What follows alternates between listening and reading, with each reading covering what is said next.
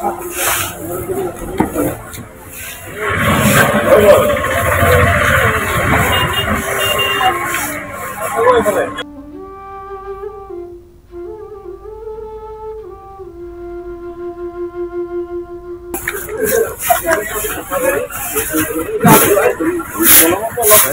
সন্মানীয় মুখ্যমন্ত্ৰী সকলোৰে আদৰত আমাৰ অসমীয়া জাতিৰ আজি প্ৰতীক বুলি ক'লেও ভুল নহ'ব, কাৰণ আমাৰ অসমীয়া জাতিৰ আমি যদি নিজে নিজক নিচিনো তেনেহ'লে আমাৰ অসমীয়া জাতিটো অস্তিত্ব নাথাকিব বুলি আমাৰ ভূপেন হাজৰিকাই কৈ গৈছিল। কিন্তু সেই কথাষাৰকে প্ৰতিফলিত কৰি আছে আমাৰ আজিৰ শ্ৰদ্ধাৰ মুখ্যমন্ত্ৰীদেৱে। গতিকে তেখেতক আমি সহযোগ কৰিব লাগে। তেখেতে অসমখন এককভাৱে যিভাৱে মানে উন্নত শিখৰত লৈ যোৱাৰ প্ৰচেষ্টা অব্যাহত ৰাখিছে।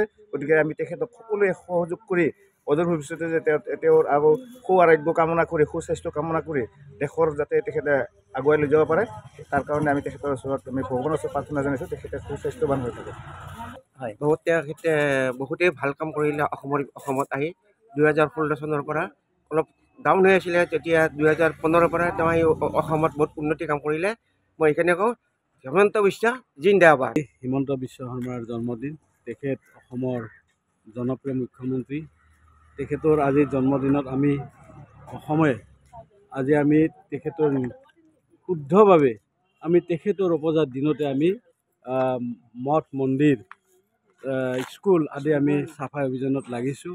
আৰু লগতে আমি বৃদ্ধাশ্ৰমেই হওক বা যিকোনো অনুষ্ঠানত আমি ফল মূল বিতৰণ কৰিম। এইটো আমাৰ নিৰ্দেশ নৱনিৰ্বাচিত সভাপতি দিলীপ শইকীয়াদেৱৰ। মহিলাসকলে অকণমান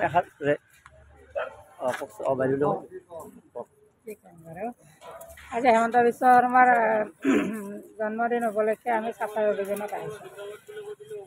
হিমন্ত বিশ্ব শৰ্মাৰ কাম কাজ কেনে লাগে? ভালেই লাগে। হিমন্ত বিশ্ব শৰ্মা জিন্দাবাদ বুলি কৈ দিয়ে। হিমন্ত বিশ্ব শৰ্মা জিন্দাবাদ গোটেইকেইটা কওঁ। আচ্ছা, এতিয়া আমি তেওঁ নেশ্যনেল লিডাৰ হিচাপেও দেখি আছোঁ। ভৱিষ্যতে আৰু ডাঙৰ পদবী আৰু অহাৰ সম্ভাৱনা আছে নেকি? তেওঁৰ যথেষ্ট আশা আছে তেখেতক, আৰু আমি অসমৰ ৰাইজে তেওঁ নেশ্যনেল লিডাৰ হোৱাৰ কাৰণে আমি ভগৱানৰ ওচৰত প্ৰাৰ্থনা জনাইছোঁ। তেখেতে নেশ্যনেল লিডাৰ হৈ আমাৰ অসমখন এখন সুন্দৰ অসম গঢ়াত আগভাগ ল'ব বুলি আমি আশা প্ৰকাশ কৰিছোঁ। হিমন্ত বিশ্ব শৰ্মা দলৰ মানুহ হিচাপে ক'ব নোৱাৰে, কিবা আৰু পৰামৰ্শ দিব নেকি যে আপুনি এইটো সংশোধন কৰিব লাগে বা এইটো পৰামৰ্শ দিব লগা নাই? তেওঁ কাম কৰিয়ে আছে ৰাইজৰ হকে, দিনে ৰাতি ইফালকে অসমখনৰ ইমূৰৰ পৰা সিমূৰলৈ দৌৰি কাম কৰিয়ে আছে, আৰু আগন্তুক আমি তেওঁৰ সুস্বাস্থ্য কামনা কৰিছোঁ। ঠিক আছে, শেষত কিবা এটা বাক্য কওক, কিবা এটা। হিমন্ত বিশ্ব জিন্দাবাদ। ঠিক আছে, সুন্দৰ।